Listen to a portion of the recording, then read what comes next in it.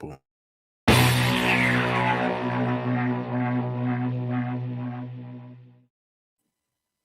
Hello, ladies and gentlemen, and welcome to the Coast-to-Coast Combat Hour. I'm your host, Matthew Hawkins, and as always, I'm joined by my co-host, Ed Carbajal. On a weekly basis, we are brought to you by allaccessmma.com. Check out our video podcast and check out your MMA news at allaccessmma.com.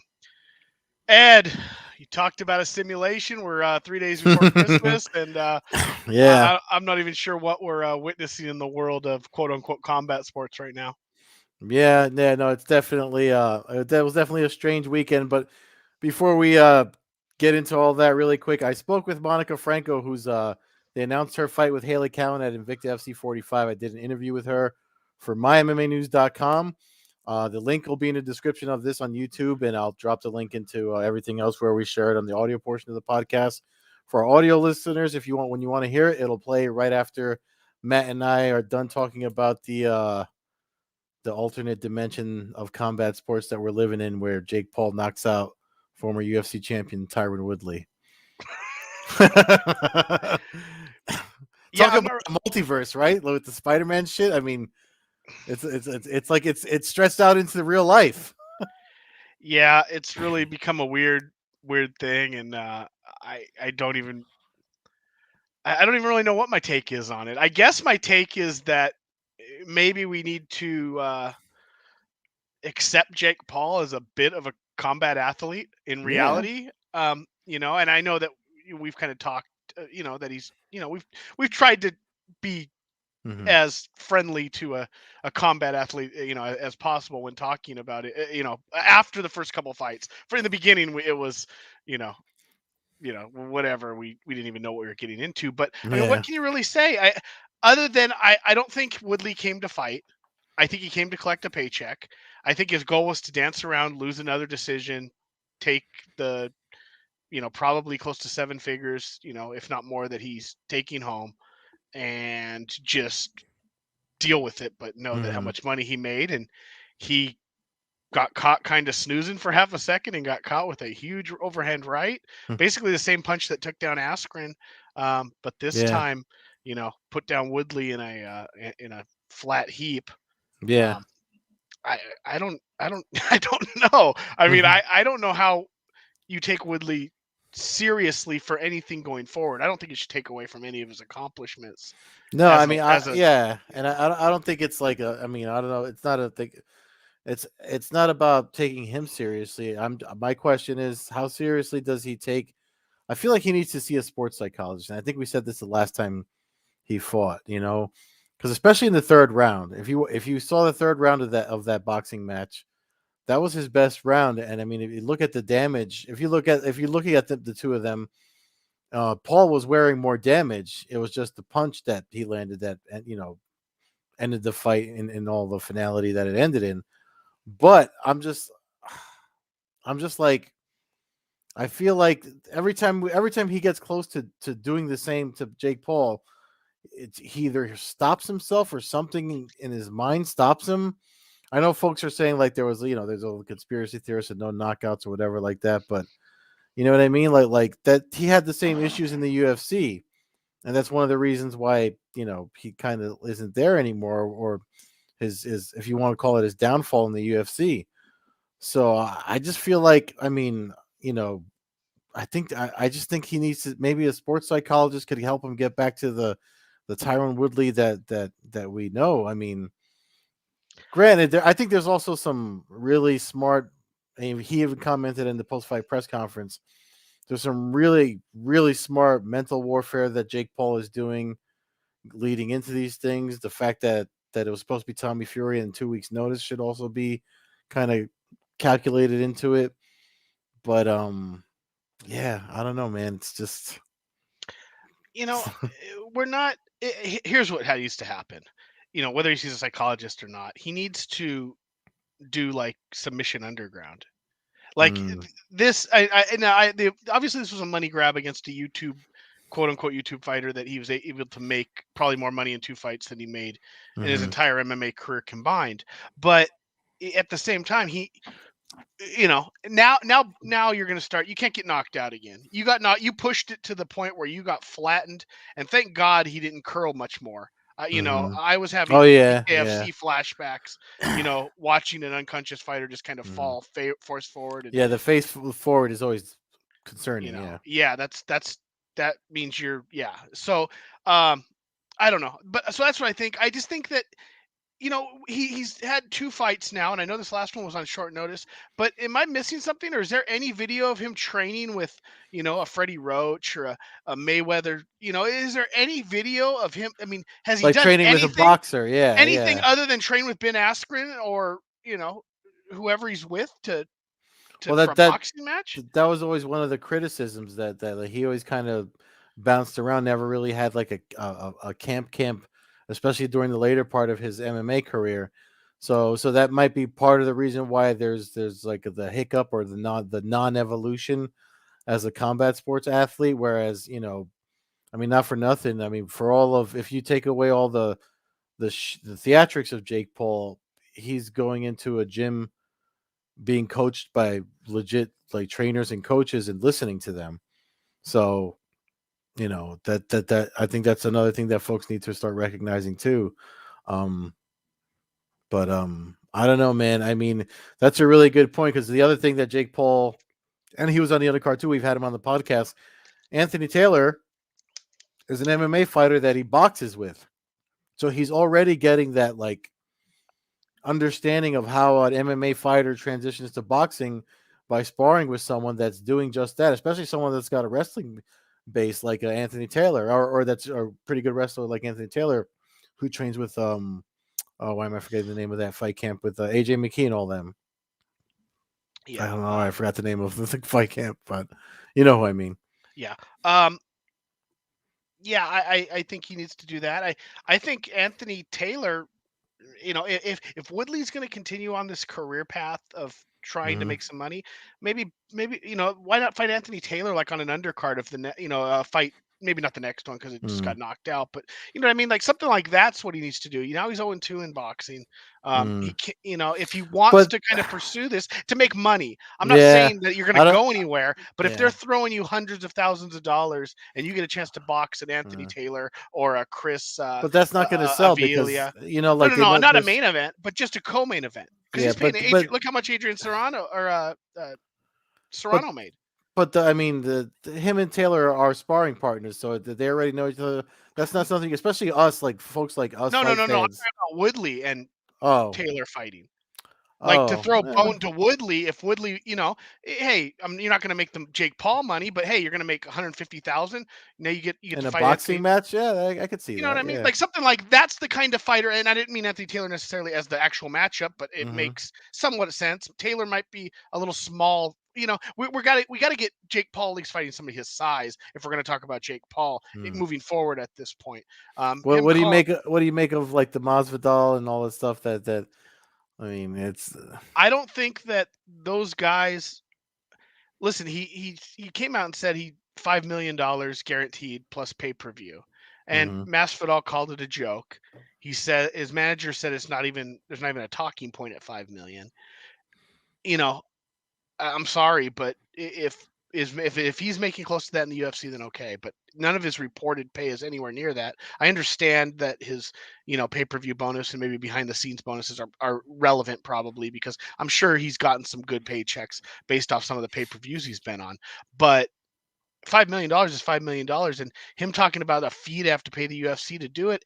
I mean, it just makes it sound like the UFC is basically pimping him out at this point. Either Mm. either give him good UFC fights where he's going to make money, or let him go. Same thing with Ngannou at this point. I mean, Yeah. that the UFC is going to hold that up, but I don't know. These guys talk, but I don't know if they really want to do it. I mean, what does Masvidal really have to gain other than that Well, 15 seconds of fame of knocking out, I think a Jake Paul? his initial reaction is what the true answer from Masvidal which was, do a one fight, talk to Dana White, do a one fight UFC contract, or do the CM Punk treatment, sign him, give him, a year's whatever. I mean, he's already got a lot of boxing experience. Um, I But that's mean, that's I under mean, the but do so it, show make a huge payday out of it. They've done it before. a la BMF titles and all that stuff. So But then, make a cash grab out of it. Why are you not? talking co-promotion, or are you saying that Yeah, that like they did with oh, McGregor. They co-promoted the McGregor Mayweather thing. They helped run but the see, I don't world know. You tour. think they're going to put a Showtime logo on the UFC octagon?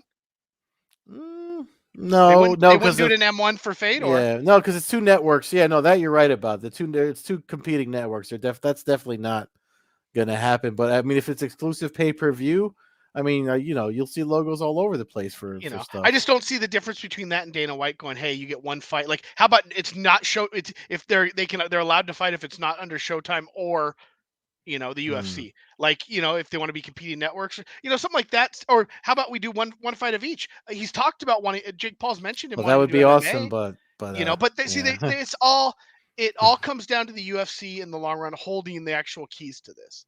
He yeah, could and that's when you Jake Paul start could looking at guarantee the him 30 million, yeah. and he's not going to get it unless Dana White goes, "Well, I get 25 of that." Yeah, because then they open the door to the Ali Act and all that stuff when they start looking to do stuff like that. That's why it's got to be that's the other reason why we're probably only seeing these crossovers to boxing and outside of the Clarissa Shields and the Amanda Serranos of the world, you don't see it so much the other way.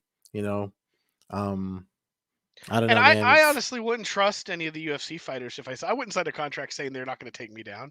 What? Okay, okay, you take me down, you break my orbital bones, and then what? I get an extra 40,000. I mean, I like saw that's I saw somebody put up a meme because of all this, the multiverse talk and alternate realities. Somebody put up a meme of someone talking to Woodley in the future saying, "Just take him down and ground and pound anyway." Like I don't know, yeah. man. I'll tell you what I liked about it was afterward the respect they showed one another, and even afterward, even like when all was said and done, even Jake Paul was calling Woodley a legend, and he gave up. He actually said that Woodley was hurting him up until the punch landed. I mean, the kid's. That's the other thing. He's young. I mean, he's young and booming, and his body is like growing into boxing just fine. I mean, it's crazy how he got into this from off of some YouTuber versus YouTuber thing, and now he's legitimately like doing boxing fight camps and fighting as much as pro boxers do, maybe even more so in 12 months time. So I mean, And he's selling out 20,000 seat arenas. yeah. I mean, it's a circus act for me, which is why I enjoy it because as we've stated many times, I like the circus act of combat fighting. So Hmm. it definitely adds some intrigue.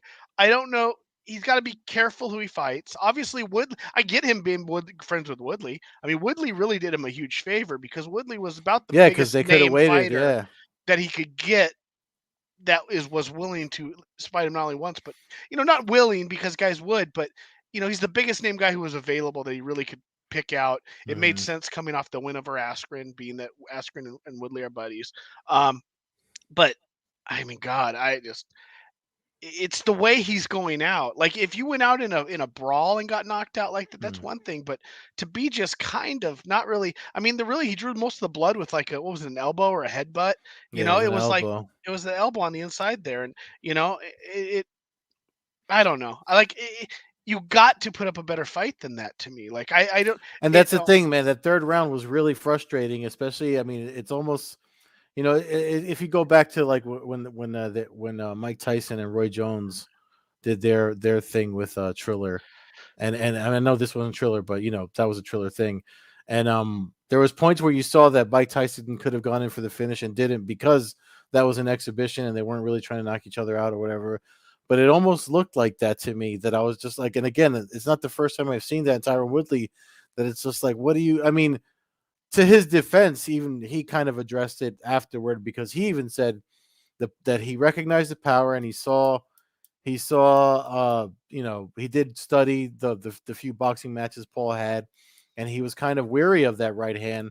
And he even, like, to his own fault, he said in the post fight press conference, the one time I dropped my hand, I mean, Paul was just, it's almost like McGregor with his straight left. Like the timing, if it's something you train and what's the Bruce Lee quote everybody likes to share online, the man that practices 1,000 kicks versus one kick 1,000 times. It's kind of like that.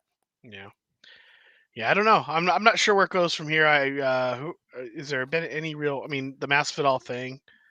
But And from the Paul side, now that they're talking about the Chavez Jr. and there you go. That's what I saw. yeah, and I forget who the other one was, but because it was supposed to be the Tommy Fury thing, and literally within that 24 hours, I mean, the thing about Jake Paul is that he's being very honest about the non reciprocation that he's getting from you know the people that say no to him, and this Tommy Fury thing seems to keep getting dragged to the bout.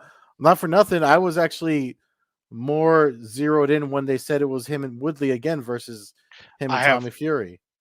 Tommy Fury thing. They need to if I'm in the Paul camp, I'm letting that fight go. That's Yeah, not what I'm bringing. It doesn't do anything.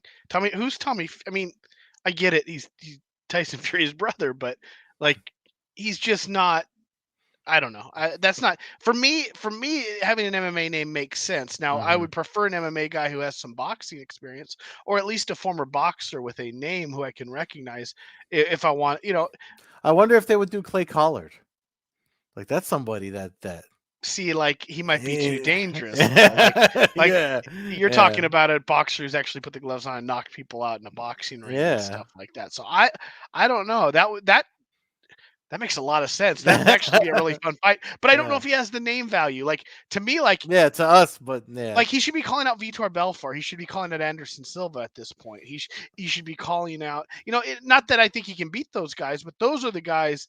If he wants to collect as big of a paycheck as possible, I think those are the guys that you want to call out. Plus, they're closer to your size, hmm and maybe I don't know what Vitor looks like right now. Vitor might even be out of his weight class at this point. But yeah, I just I don't know. I gotta admit though, like I watch, and you know, well, I that's I a, it's I it. And that's I the don't thing, root for though. anybody, but it's like it kind of gets to the point. Like in this fight, when I saw Woodley like not really doing shit, I was just like, okay, like I hope Paul wins. I hope he. I actually was kind of hoping he'd win another close decision, so Woodley could kind of you know sulk away about getting robbed or something Yeah, because some of his stuff. But I just I don't know.